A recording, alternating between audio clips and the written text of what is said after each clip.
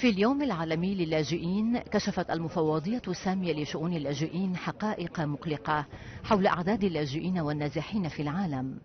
أكثر من 51 مليون شخص نزحوا قسرا بحلول نهاية العام الماضي. هذه الأرقام وصفت على أنها الأكبر منذ الحرب العالمية الثانية. وقد تصدرت أفغانستان الترتيب الأول من حيث عدد اللاجئين بأكثر من 2.5 مليون لاجئ. وجاءت سوريا في المرتبة الثانية بأقل من 2.5 مليون لاجئ.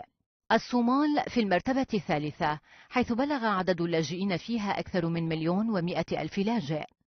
وجاء السودان رابعا بعدد اقترب من 650,000 لاجئ.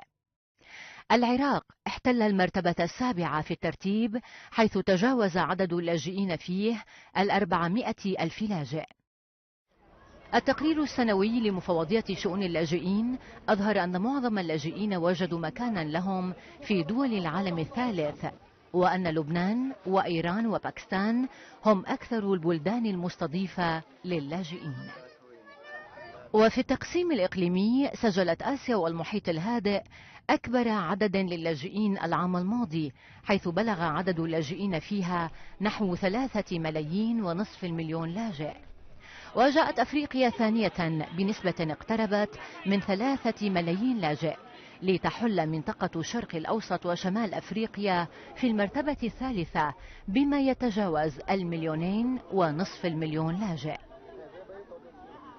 أما النزوح الداخلي بحسب تقرير المنظمة فقد بلغ رقما قياسيا ببلوغه أكثر من 33 مليون نازح حول العالم.